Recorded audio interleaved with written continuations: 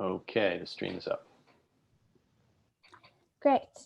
Hello and welcome to everybody joining us on the call today. We are really excited to have Gabriel from Tachyon team to chat a little bit about how you can take your hackathon project to the next level after submitting your project for HackFS. Gabriel is going to do a quick presentation and there'll be questions at the end that you can ask. Feel free to unmute yourself or drop questions in the chat if you prefer. A few notes just before we officially kick this session off. Submissions are due this Thursday, the 6th of August. Please remember to have a look through the judging and submissions guidelines before you submit your project. You will have also noticed that we have just opened up the judging slots on your Hacker dashboard, so please sign up for your slot this week. And lastly, Trent and Andrew have put together another demo session scheduled for today at around 1:30 p.m. Pacific. And this is just a really great opportunity to get some feedback on your videos before submissions close. So with that, I will pass the call on to Gabriel, who can give a quick introduction to himself and kick the session off.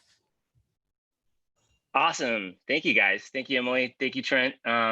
Excited to be here to talk to all of you.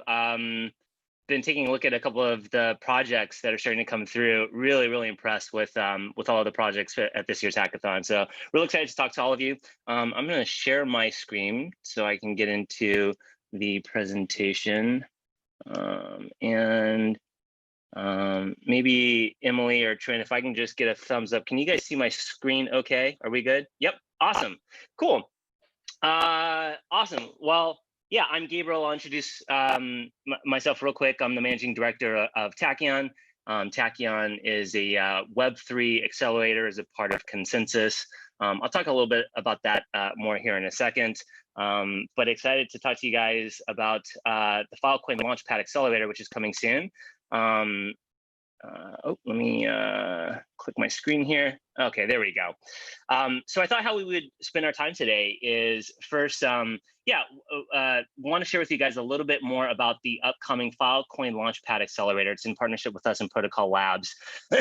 Talk a little bit more about Tachyon for those of you that are looking to take your project and move it into a full-time startup. And then we've seen a lot of hackathon projects over the years. Tachyon's, been around since 2017. We've been the first check-in to a lot of early Web3 startups, over 29 projects, I think, to date. We've seen a lot of both successful and unsuccessful projects try to make the pivot from project into sustainable full-time startup. And so I thought what would be helpful as a part of this session is to talk a little bit about some of the patterns that we see that successful teams or successful projects have made as they make that transition. And then we'll go right into Q&A. If you guys have any questions, would love to meet some of you and talk to you about, for those of you interested in Tachyon or any advice that we can give on any of your projects, be happy to do that. Cool. So just a little bit about Tachyon. Tachyon is a part of Consensus Labs. It's part of our tier venture business. We've incubated and invested as a part of Consensus Labs more than 100 projects and companies, including some of the key pillars of the Ethereum ecosystem. So these are companies like Infura, MetaMask, Truffle, Pegasus, 3box. Tachyon, as I mentioned, is our accelerator. We've run 3 programs for early stage Web3 startups since 2017. We have 29 active alumni, including companies such as Nuo, which is the same team as the Juno team, Quidly, Transact, Outlet.finance, PyDAO, and just some other really amazing companies. Our last cohort was a DeFi-specific cohort, and so we've got a number of DeFi projects that are starting to become some of the pillars within the DeFi Ethereum ecosystem. I guess a little bit about our team. Really, Tachyon was built by entrepreneurs for entrepreneurs. I'm a 3-time startup founder myself. I've built companies in the prop tech and fintech space. 2-time intrapreneur, so that's basically being an entrepreneur inside of a larger holding company. In that role, I built a media publishing business up to 100 million MAU. But I've spent a lot of time both in my own startups, advising startups, working with startups. I've got a lot of startups that have not succeeded on my track record, and a number of that have. And so again, it's all about pattern recognition, really trying to understand, how startups can make that successful pivot. Brian Dell, who's one of our program directors, one of my partners, used to head innovation and strategy at Quartz. He's also a multi-time entrepreneur. And Mansi Prakash, who's one of our associates, actually founded a social enterprise while in NYU. So just a little bit about our team. Again, like, we love working with early stage companies, especially in the Web3, the blooming Web3 space. I think there's just so much activity happening in the space, and we really love, getting close to entrepreneurs and helping them try to make those really fast turns as they grow their project. So the Filecoin Launchpad Accelerator, we've partnered with Protocol Labs to launch our 4th cohort. And so, really excited about this upcoming cohort. Again, like, I've seen some amazing projects already as a part of HackFS. So really would encourage, any of you that are looking to make kind of that transition into, looking for funding and trying to turn your project into a full-time startup, we'd love to talk to you. I'd love to meet you. We're looking for early stage teams that are building open, interoperable, and programmable tools for the distributed web through IPFS and Filecoin. We're not limiting applicants to people that are just building IPFS and Filecoin. If you have a project and you're IPFS or Filecoin curious, we would love to meet you and talk to you. Applications are currently open. We can talk a little bit more about this during Q&A, but they're open until August 21st, and then the program is going to kick off in September. It ends in December, culminating in a demo day at the end of January. The program will be fully remote. That allowed us to do 2 things. Number one, get a lot more scale, work with more teams and more projects, and one, not be so US centric. I think this is a global technology. Ethereum is a global technology, so we're really excited about seeing teams from around the world, as they try to scale up their startups. And obviously, I guess, the 3rd point would be, just acknowledging the existence of living in a COVID-19 world. It'd be really hard to ask teams to come into New York, which is where the Tachyon headquarters is.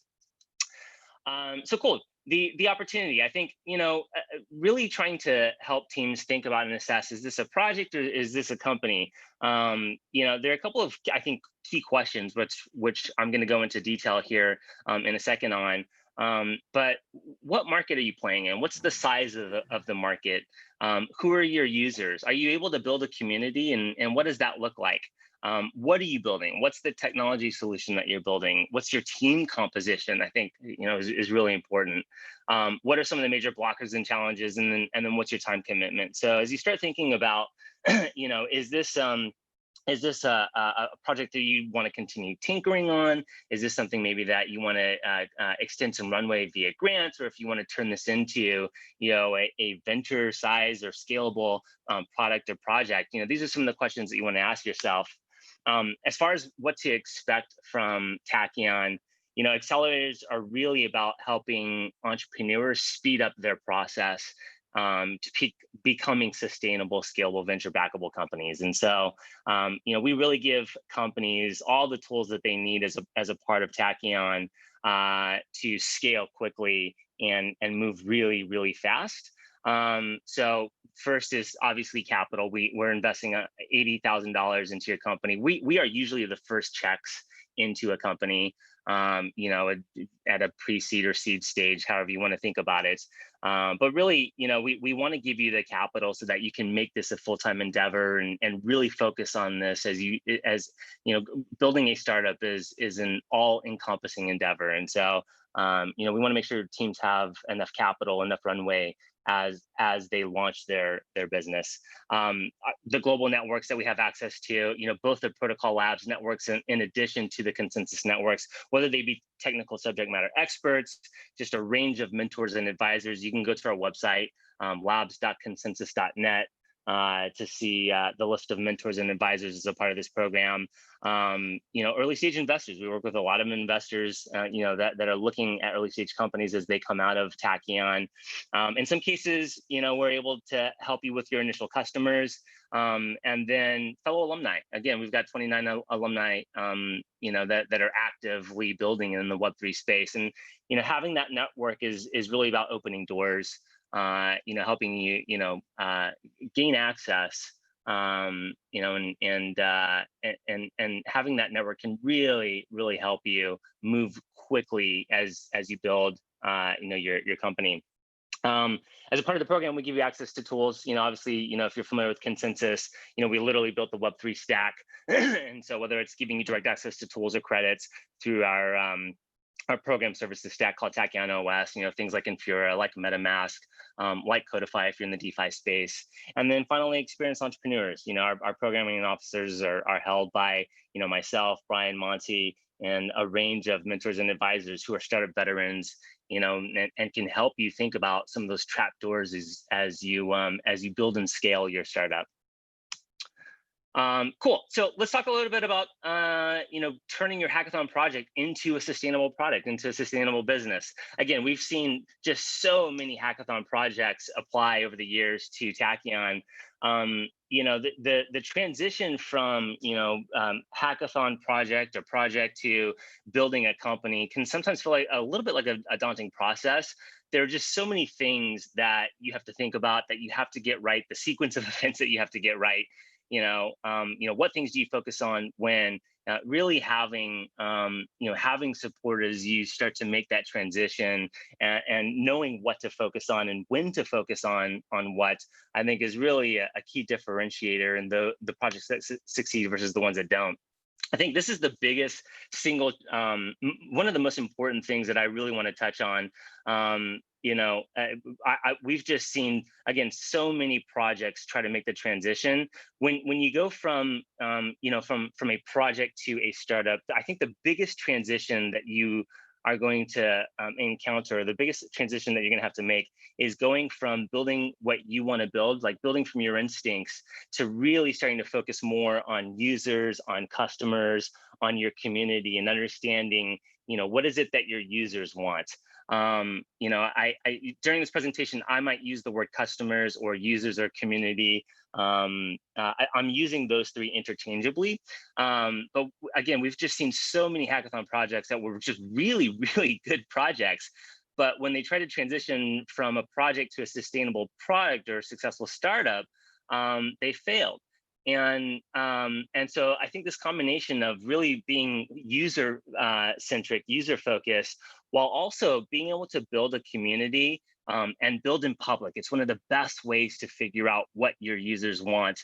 This ability to build a community and build in public and really understand what your users' pain points are, and being able to build what they want is one of the biggest differentiators that we've seen from the projects that make that successful transition compared to the ones that don't.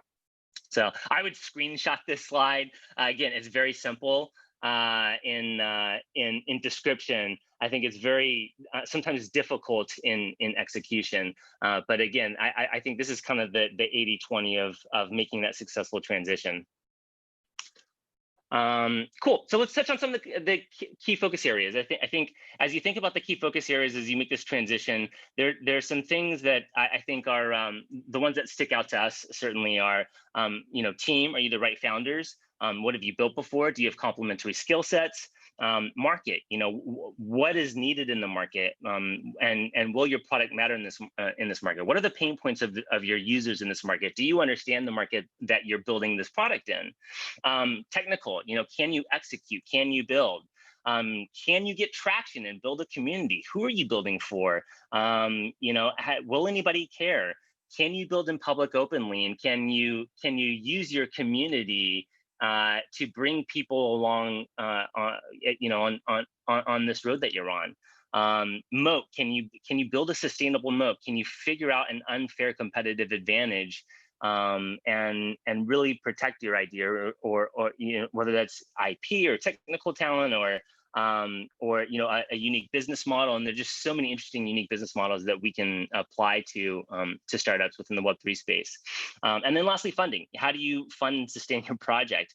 And what types of funding are best suited for your project? So let's touch on these individually. First, team. As you transition from project to startup, I think the founding team is a crucial key to success. You can have a perfect product in a perfect market and can still fail with an imperfect team. I think team is really, really one of the big components that you want to get right. A great team can really overcome fits and starts and make multiple pivots, even when the first idea doesn't quite work. So does the founding team include all the critical skills that your business is going to need? If not, how do you go about getting them? We get a lot of questions also about solo founders versus teams. I think, as we've kind of analyzed, successful teams in the past, single founders may not cover all the critical skills and subjects that a full team, can. So, can you go it alone? You can. Most likely, it's not going to work. And so, are you the type of founder that can build a team and build a team that has complementary skill sets? I think the other really important thing with with team, and for those of you who have built startups in the past, this, founding teams are subject to interpersonal problems and require effective governance. So I think that's why I think things like HackFS, hackathons are really, really great, because it allows teams to kind of get in the trenches, get into stressful environments, and really become battle tested, and have those relationships really kind of stand the test of time. I think when you're building a startup, you are essentially saying that you're going to build with these people, with these individuals over the next 5, 7, 8 years. And so your ability to have battle tested relationships, I think, is really, really critical. This for us is just kind of the anatomy of a rockstar founder, right? There's what we would call founder market fit. You've got the relevant experience and unique insights. You've got a unique insight around the space that you are building in that others just don't, or that's very hard to copy. Second is leadership. You have the ability to inspire others to kind of follow along with your view of the world or your vision of what you're trying to build. And then lastly, hustle. I mean, building a startup, as you make the transition from hackathon project to startup endeavor, it's fucking hard. I mean, there's no other way to put it. And your ability to hustle and build like crazy and make really fast turns, learn from your customers really fast, and then execute or build, based on what you learn, I think is just really, really important. Cool. Let's talk a little bit about the market.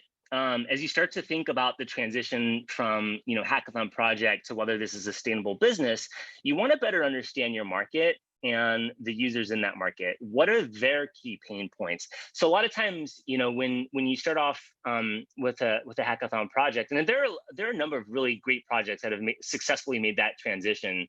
I mean, there are a number that I can think of over the years. But eventually, every founder or every team needs to start thinking about not what that initial instinct was or that idea was that they had when it was a hackathon project, but so what are the customers within this market clamoring for? What do they need? What are their pain points? What assumptions are you making about the users in this market, and how can you quickly validate them? How big is this market?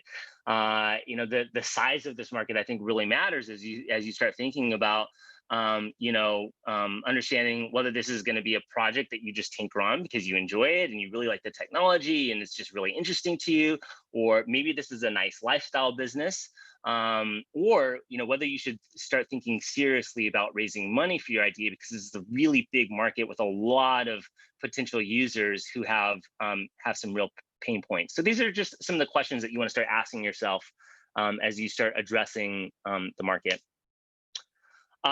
Technical, I would venture to guess that especially within the ETH global community, this is not a problem. In fact, this is usually the problem that this is usually not a problem as founders come through the Tachyon door. We spend a lot more time focusing on the other aspects of a startup, but the fact of the matter is, the world is just full of smart, motivated people who just can't execute and build. And so your ability to do so, I think, is really important. You know, depending on your audience and your objective and the level of complexity of your idea, your MVP, your minimum viable product, will range from low fidelity builds.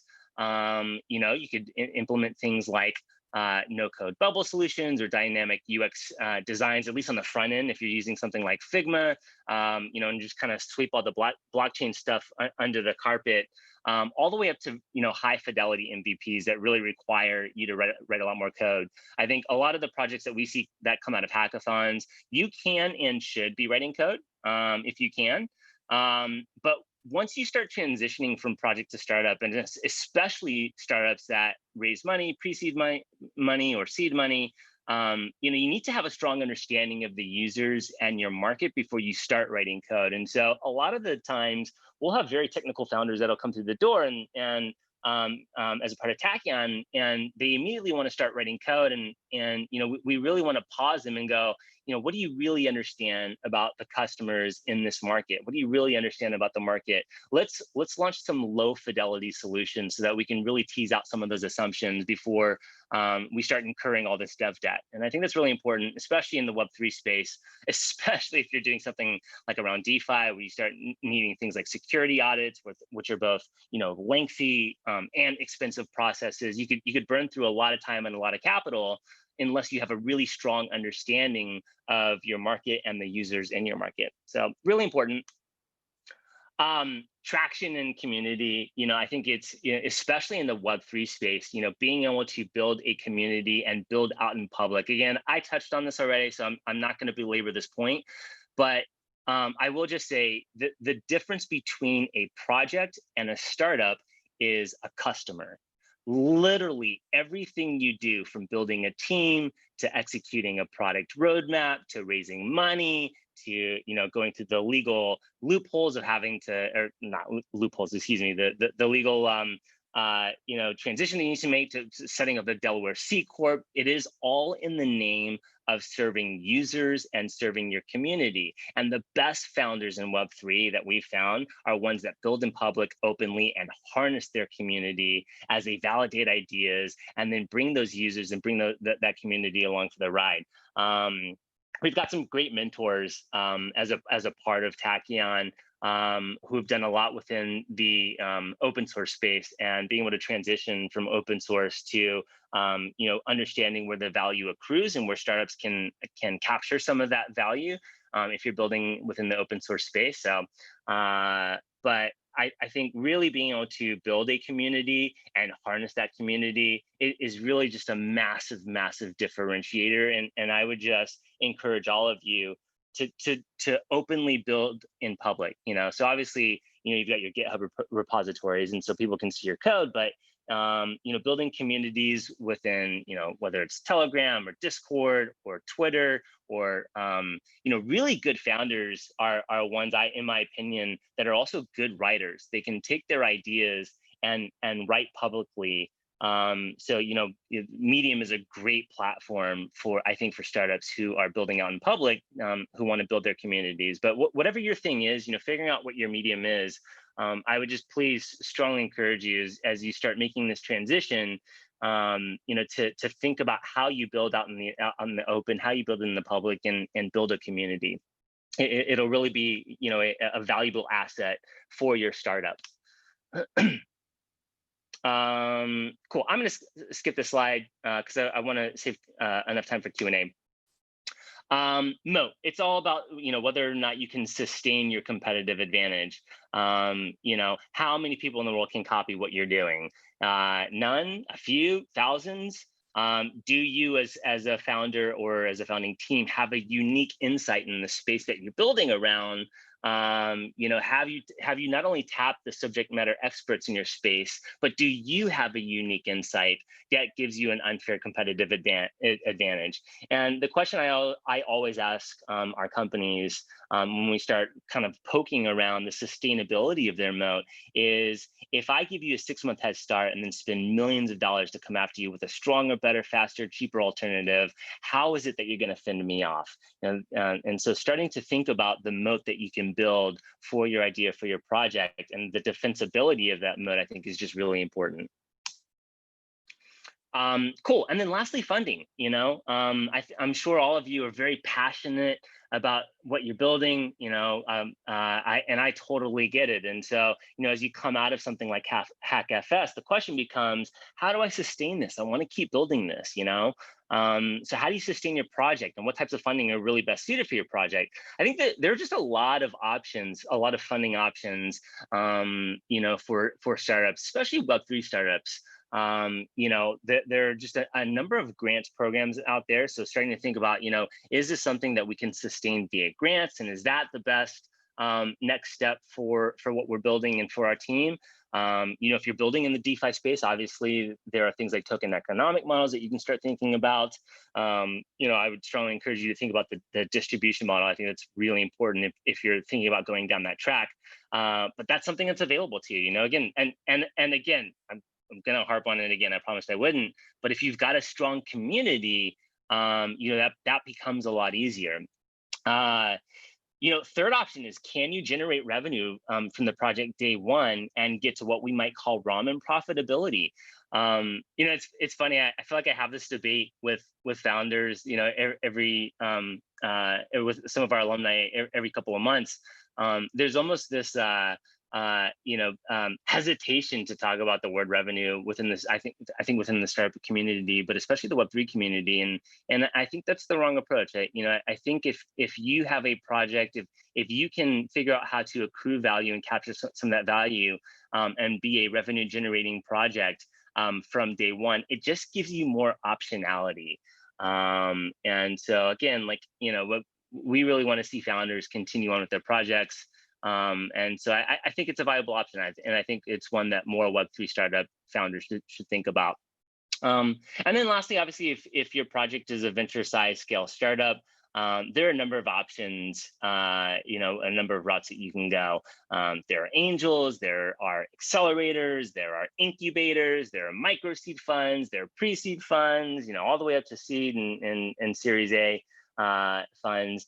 Most projects, I think, within this stage will probably, for their friends and family, I didn't bring that up, but that that's another option. I think most projects at this stage are probably great candidates for angels, accelerators, incubators, and maybe micro seed funds. And so that's definitely an option, especially as you start answering some of the questions that we just went through within, whether or not this is a scalable project for you. Oh, cool. So,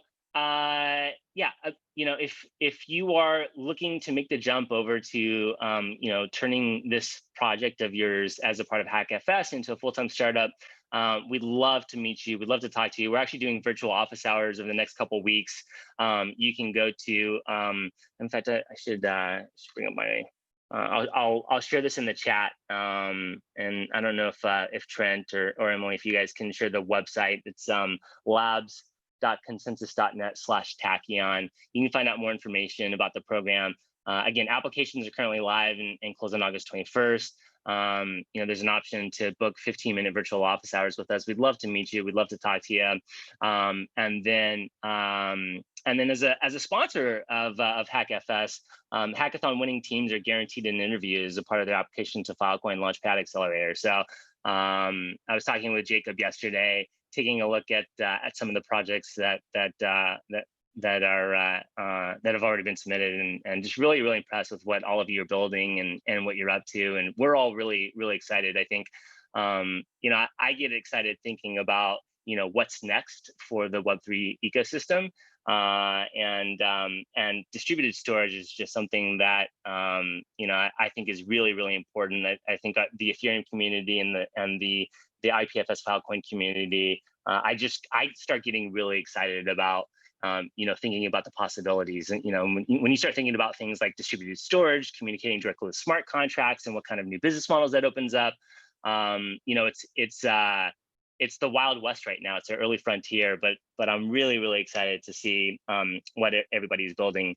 And so with that, I think yeah, I really want to leave enough time for Q&A. So I'm going to stop sharing my screen for 1 second. There we go. Can you guys see me okay? Yeah. Awesome. Great. Cool. Thanks, Gabriel. That was great. I know 1 or 2 questions came in on the chat channel from Mustafa. I don't know if you can see the questions or if you'd like me to read it out quickly. Oh, I think you muted, Gabriel. There you go. How's this? Great. Nice. Mustafa, can you? I'm going through chat. I'm not seeing Mustafa's question. It's, do you take equity in the companies you invest in, and do you accept solo founders? Yes, we will work with solo founders, and then yes, we do take equity. We are again, we are usually the first check into a company, so it's 80K for 7%. The good thing about this program is because of the consensus and protocol ops partnership is you actually get both companies on your cap table for the same 7%. And so again, for those of you that have built startups before, as you start thinking about raising money coming out of an accelerator program, having 2 really strong companies on your cap table like that, I think really strengthens your fundraising. So yes, to answer the question, we make an investment in your company, $80,000 for 7% between the 2 companies. Okay, great. Mustafa, I hope that answered your question. You're welcome to unmute yourself and okay, great. You're welcome. He says thanks. Cool. Does anyone want to unmute themselves and ask Gabriel some questions? Please feel free. Don't be shy. While we wait, I'm just going to drop in. We have an FAQ on the website as well, but I'm just going to drop it in here. There's we've gotten a ton of questions, obviously, over the years. So if you're shy, I can probably guess what some of your questions would be. I'd be surprised if we didn't address at least some of them within this FAQ doc. But yeah, would love to.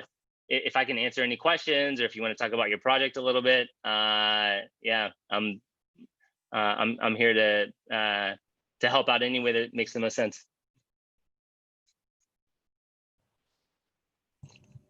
Yeah, I had a question. Josh, for the timeline, it's going to be basically this entire fall until January, right? And it's expected that your project would be full-time throughout that period.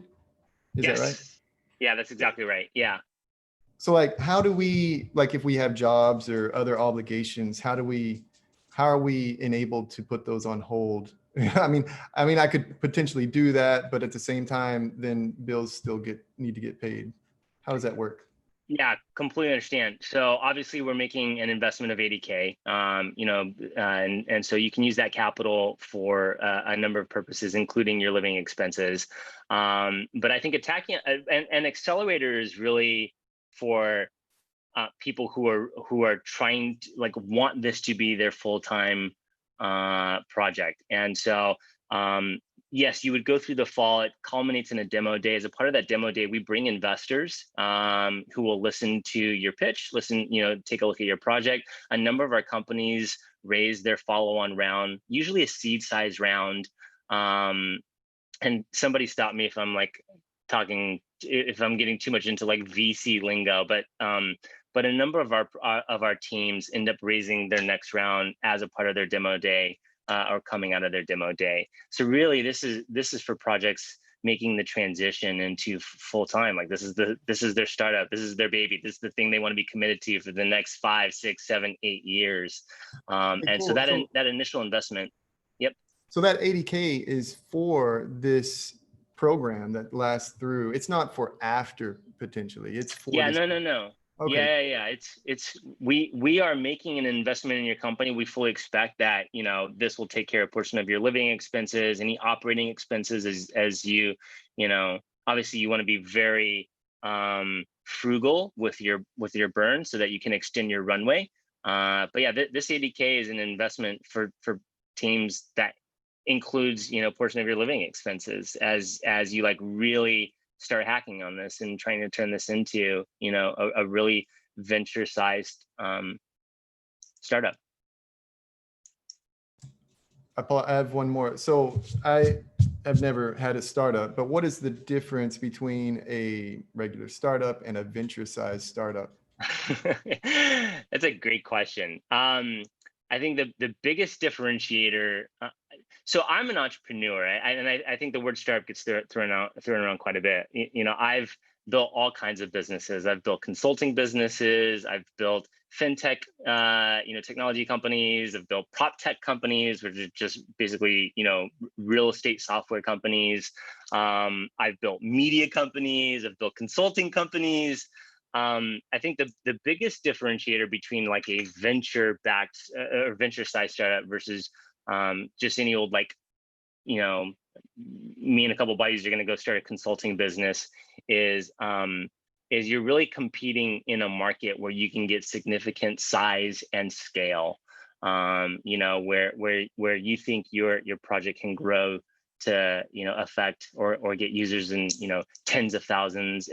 You know, really we start thinking about in the Web3 space, you know, what's the potential market size within blockchain, within Web3. So, you know, tens of thousands of users and or a very sizable market, you know, that you're building in, that can hit a lot of scale, a lot of growth. Cool. Yeah. That answers my questions. Thanks. Cool. Great to meet you.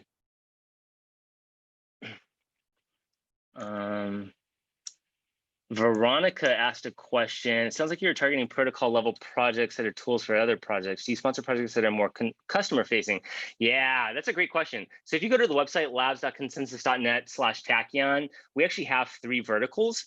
We actually want to see, the way that we thought about this program is again, whether you're building on top of IPFS and Filecoin, or you think that you can build on top of IPFS and Filecoin. I think, Veronica, what we're really looking for is we've thought about, you know, in verticals, we've thought about the infrastructure layer, we've thought about the middleware layer, and then we've thought about the application layer. And we want to see teams and projects in all 3. So that core infrastructure layer is really about developer tools, you know, that support encryption, file management and retrieval, basic onboarding, things like that. For us, the middleware layer are, you know, platforms that really shape the integration and usage of IPFS into other applications. So things that are more like plug and play with dApps or DeFi toolkits or data analytics tools on top of IPFS and Filecoin. And then that third layer, the third layer of the onion, if you will, is kind of that application layer, which is, I think, what you're referring to. And we would love to see tools that are utilizing IPFS or Filecoin as part of their core tech stack.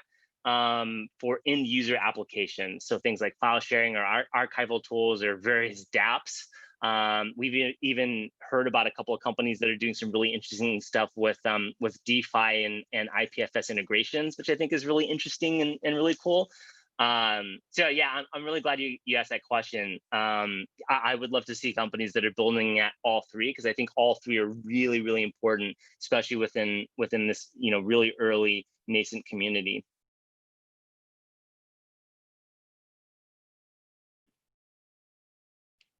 You're welcome. Good to meet you as well. Just going through here. What do you think is most needed in the decentralized web? Great question, Jay. I don't know if this is the answer that you're looking for, but I think a lot more focus on users and traction and growth. I think, you know, in Web3, we tend to think that we're just very different than Web2. And I think there are a lot of great principles that we can pull from Web2. But I think one of the most important ones is starting with focusing on users. You know, a lot of times, we'll see a team of just like really, really smart technical people or engineers, but they haven't done the really difficult work of understanding users and what are those pain points and how can we use technology to alleviate some of those pain points, which is, I think, key and crucial to growth. So probably probably more of a 30,000-foot view answer to your question than maybe what you're looking for. I think if we want to get more into like key components of the stack, I think onboarding and user friction, especially on the UI side, UX UI side, as far as onboarding into Web3 is still very, very difficult. We have a great company that came out of Tachyon 3 called Transact, which I think is really making a strong push into that space. But I want to see more users in this ecosystem, probably just like you, and that's still a big need, I think, within the Web3 ecosystem. Cool. Just looking through comments here. Emily, help me if I miss some of these, but I see one from Satoshi here. What if my project competes with one of Consensus's core product offerings like Infura, benefit the wider Ethereum Filecoin blockchain ecosystem? Satoshi, I would love to know what you're building. And yeah, 100%. We would still, if what you're building is needed, if it's a good idea, if you have the ability to execute, I don't care if you're competing against Consensus. Yeah, it's completely fine with us. Oh, Josh, yeah, here, let me drop them in. I'll drop them in chat here. Transact, right there. Thank you. You're welcome. Gravin, hopefully I pronounced your name correctly. Let me see if I can, as an investor, how do you think about the tension of building a business model versus maintaining trust of the community if a company is trying to build public good infrastructure? That is a great question. I think both are needed. I really challenge teams to not think of it as either or. Again, like Robert Droust, who's a part of Consensus, heads up our R&D, and John Purcell is actually another one within the Consensus ecosystem. I've had a number of conversations with them around companies that have made the pivot from open source to figuring out how they can add additional features or benefits to the core product to figure out where that value is going to accrue as they start thinking about the transition to business model. I know that's not a direct answer to your question, but it's definitely a tension, and I think it's an important tension. But I really do try to challenge companies to think about how do you sustain yourself, right? And so having a business model where you can capture a portion of the value, I think it's important to leave a lot of the value on the table for the community, especially if you're utilizing that community, especially if you're open source, right? But especially if you're utilizing that community to assist you in growing and getting size and scale. You can and should use or leave a good amount of that value on the table for the community. But you've got to sustain yourself. And I think, especially if you're building something that is key or important for the ecosystem, it would be unfortunate if you were no longer around, if your project was no longer around and that community really depended on it. So figuring out how you sustain yourself, I think, is really, really important. That really depends on what you're building, and what the potential business model is. But I think Web3 is starting to open up some really, really interesting and unique business models that just didn't exist before. I was reading an article this morning from Dragonfly Research on the uniqueness of Uniswap. We've had many conversations with Hayden and that team, but like thinking about how that company came about. And really changed, morphed into this decentralized exchange. I think their first product was like 300 lines of code, and how they build that incentive mechanism for LPs who want to be liquidity providers and add to those pools. They've figured out a business model in order to sustain themselves. And I think that's really important. Web3 companies need to think about that. Again, especially if you're building something that is important that the community relies on. Yeah, how does Uniswap make money? We can touch on that, I think, maybe a little bit later. I want to keep our Q&A focused for right now, Alex. But if you want to email me, happy to have that conversation with you. Yeah, Gabriel, I think there was a message from Nazareno. Oh, Just about, Nazareno. yeah. Nazareno, did I talk to you yesterday as a part of the kernel community? Yeah, I'm also in kernel. Yeah. Yeah, okay. Good to see you again. Good to talk to you again. Me and Christian are building wrapped Filecoin and a Filecoin MetaMask like wallet. Do you think this is going to be a good fit? I love the pitch in the chat. I love the hustle. I would have to know a little bit more about the project, but at first blush, yeah, I think it would be super interesting. I'd love to hear more. I'd love to see an application from you guys and learn a little bit more about the project and what you're building. Oh, Veronica, there are a few of us in both the kernel and HackFS. All right. Well, I love it. Tarun. Well, you guys have already seen this presentation then, but welcome back. Let me just go through the chats. Bitcoin 2.0. Satoshi, I think I answered this question. Yeah, I don't think you've missed any so far. Awesome. But if anyone would like to unmute and ask a question, that's also a possibility. Cool.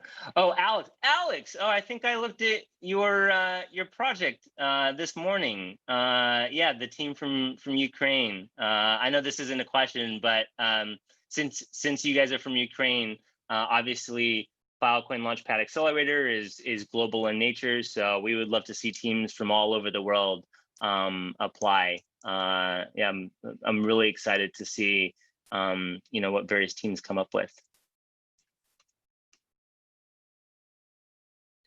Ex-consensus employees are welcome to Tachyon. Yeah, sure, 100%. We do not discriminate. We are supporters of the ecosystem. We are supporters of really amazing projects. So if you have something that you're building, Satoshi, that's really interesting, that we really believe in and think is important, that we'd love to put skin in the game. And by investing in your company, I don't care who you used to work for. I'd love to talk to you, and I'd love to see your project. I would like to ask about business models for dApps, for blockchains, etc. Yeah. So far, I cannot see that there are any successful business models except like you're building a blockchain and you issue tokens, and here you can buy our tokens, and then you make even X2 and everyone is happy, even X2. But other business models, like convenient business models, like where you cut the percentage of transactions, the transaction fee, and advertisements, I cannot imagine that it works. Because if there is a successful project, I mean, from, I don't know, technical point of view, and anybody can launch, especially if there are companies with huge market, huge amounts of money. They can take this successfully working technical product, and they can hire a very good team of experts, and they will learn everything in 3 months and like easily, and they can put in advertisement a huge amount of money. How we can compete with this? I mean, how can you put this transaction fee, cutting transaction fee? It will not work. So even today, DeFi projects started to take 0 fee. So just use our product and we will be happy for this. No problem. Just we don't take anything. Don't need it. Raise money. That's it. Yeah. So you raised a really good point. Trent, thank you, by the way, for dropping this in. I haven't seen this GitHub repo in probably 1.5 years. This is an Owaki, a KO classic. The various business models around Web3. I think, Alex, you're raising a good point. I would say, as somebody who's built a number of startups within the Web2 space, who now is very passionate about seeing, Web3, evolve and grow up a little bit.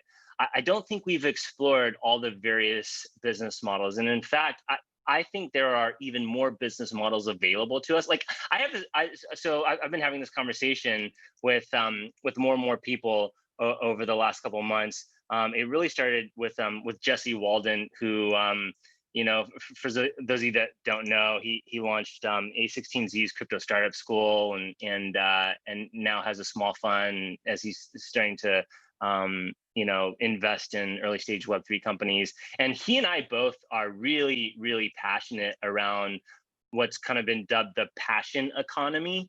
You know, so in the last company that I built, it was a digital media business. We scaled it up to hundreds of millions of MAUs, monthly active users, and we did a lot within the influencer marketing space. And you know, and so this is a perfect example. Is you start thinking about, you know, these platforms that get built. You have influencer marketers that start coming along who can incentivize their community via things like micropayments to participate in their success as they start to grow and scale. You know, we haven't really tapped into, and these are things that just become available via, you know, not just DeFi protocols, but where code is really kind of managing the transactions as opposed to human interactions. And we really haven't explored all of these business models. I think what we're going to see is just this Cambrian explosion, especially as ETH 2.0 starts to come online, just this Cambrian explosion of new business models. I think a lot of them will be derivatives from the Web2 ecosystem that we'll start to take and repurpose and plug into some of the code. I would agree with you. There has not been a massive explosion of, you know, new business models yet, but I think they're coming. You know, I'm very bullish on this. And Trent, thank you again for dropping in this GitHub repo. You know, I think a number of people got a was this DevCon like 2 years ago or something like that, where the business model rings group got together and started like archetyping all these really cool potential business models that Web3 could adapt. Yeah, I just think there are so many new and interesting business models that can and will come online. We're just going to have to keep building and be a little patient because they are on their way. But I think we're getting really, really close. Actually, Sorry, I I know that wasn't a direct answer to your question. I apologize. I kind of sidestepped it. It's not direct. Really. I saw this poster and read through it, and it's interesting. But the biggest issue here right now is that dApps and blockchains, they appreciate open source, and once everything is open source, and especially if license allows to have a private modifications, etc. How can you protect, especially in some crazy countries like in Eastern Europe? Yeah. Yeah. Cool. Yeah. So making the transition from open source to, you know, value capture is an art and a science in and of itself. Again, we've got a couple of people within the consensus network that have done a lot within that space. I'm definitely not an expert in how open source projects start to make that transition. You know, I would probably introduce you to a couple of people within the consensus network who've done it and spent a lot of time thinking about it. You know, especially as you start thinking about the various you know, open source licenses that exist. I think there's a way to navigate it, but there is a way to navigate it. And I'm trying to think of a really good example of a project that came out that was open source that came out of a hackathon and made the pivot into one of the teams that we funded. God, I'm drawing a blank on who would be a good example. Actually, here, I'll give you a project right now. So in our last batch, Idle Finance started out as an open source project. They're an interest rate optimization DeFi company. They were, if I'm not mistaken, they were one of the winners of one of the ETH Global Hackathon events. God, maybe a year ago. It was not ETH Denver. I can't remember which one it was, but they started out as an open source project before they turned Idle into their full-time startup. They changed the business model a little bit. They changed the product a little bit and made that transition. So it's definitely doable. You know, I'm certainly not an expert in that arena. And again, you know, depending on the nature of your company, you know, there are a number of ways that you need to make that pivot, especially depending on the open source license that you begin with. But I would definitely steer you into somebody like a Robert Droust who heads up R&D within Consensus, or somebody like that who has a lot of expertise around the open source to value capture transition. Satoshi, great point. Tarun, let me get to your question. What parameters do you think to consider to understand the timing of your product is right or not? That's a great question, Tarun. Hopefully I'm pronouncing your name correctly. I apologize if I'm not. The most important parameter, I think, is whether or not you're getting traction. And there's a lot of ways that you can get that signal. You know, again, when you're in an environment like HackFS, you're doing a lot of hacking, you're doing a lot of building. You know, a lot of heads down, maybe you're writing code. And so you're really focused on product, but as you start to pop your head up a little bit, I think you want to spend a little bit more time within who are you building this product for, and if you can get any signal around what you've built as far as demand from users. And there's a lot of ways that you can go about doing that. We spend a lot of time with projects within Tachyon thinking about that. But again, that goes back to, like, can you build a community? Can you build an open? You know, there's a number of different platforms that you can use to try to get market signal. But I think that's probably the most important one. Great point, Trent. Yeah, thank you for that. From Satoshi, on the open source point, is there a license requirement, like only accept Apache 2.0? No license requirements, Satoshi.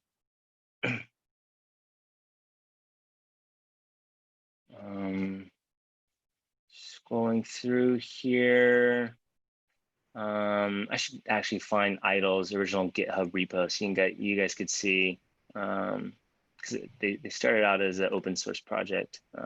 Great team. There's another one actually that we looked at that we didn't end up investing in, called Affogato. I think they were building a stable coin around coffee beans to help protect coffee bean farmers in LATAM. I know they started out as an open source project before they made the pivot to trying to build a business model, which I believe is a transaction fee, if I remember correctly. But that was a really interesting team. They were very passionate about coffee and protecting coffee farmers. Several members of the team, you know, came out of that industry. So that's another one that I'd probably point you guys to. I know they were at ETH Denver this year because I was there and I saw them. Cool. Trent, Emily, how are we doing on time? I think we got one more minute, right? Maybe one more question if somebody has one.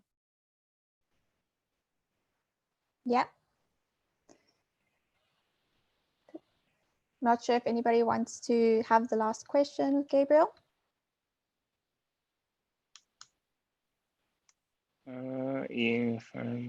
You firm are it. I think that was a shout out. Thank you, Uvas, if I pronounced that correctly. If not, maybe I just got digged and I don't know it. Awesome. Well, I would just say I'm super excited about you know, the projects that I've been seeing within the HackFS community. You know, we've obviously been partners and big supporters of the ETH Global team for a while, and I just know, you know, they always bring out the best projects and the best hackers and the best builders, and I'm really excited about thinking about the possibilities between the Ethereum and IPFS Filecoin communities. And so again, if you're interested in learning more about Tachyon, I'll just drop it in the chat here one more time. You can visit us at labs.consensus.net/Tachyon. You can learn a little bit more about the program. There's an FAQ on there. We are doing virtual office hours as well. So if you want to book a 15-minute slot with the team, with a member of the team, and just talk a little bit more, maybe learn a little bit more about the program or talk about your project, however you want to spend that time, we would love to meet all of you. Yeah, Satoshi, you can go to the website. There's a link to our here. Let me just grab it right now. Copy link address. There's a link on the website where you can. Where'd my chat window go? There's a link on the website where you can book a 15-minute slot with a member of our team. Oh, thank you, Josh. Yeah. Okay. Yeah, we'd love to meet you. And again, like, you know, even if you're not quite sure, but you really are passionate about your project and you want to try to make that transition from a hackathon project to having this be your full-time endeavor, we'd love to see you apply. I'd love to meet your team. You know, we'll be going through applications over the next couple of weeks. We'll be setting up interviews with teams that we want to progress through the process, working closely with the Protocol Labs team. You'll have access to the Consensus Network. You'll have access to the Protocol Labs Network. And so we would just love to learn more about you and your startup and what you're building. I think, yeah, we're just really excited. So I appreciate the opportunity to talk to you guys today. If I can answer anything for you, definitely book a virtual office hours with us, and we'll spend 15 minutes with you to talk a little bit more. Thanks so much, Gabriel. If anybody wants to reach him, you can just ping him on the Consensus Tachyon sponsor channel. I'm sure that's perfectly fine. And yeah, just before everybody goes, just one last reminder about submissions due this Thursday, 1 minute to midnight, 6th of August. And if any of you would like feedback on your videos who can't make the demo session today at 4:30 Eastern, send it to any ETH Global team member and we're more than happy to have a look at it. But yeah, we do have that last demo session at 4:30 today Eastern. Looking forward to seeing you guys there. Great. Thanks, everyone. Thanks, everyone.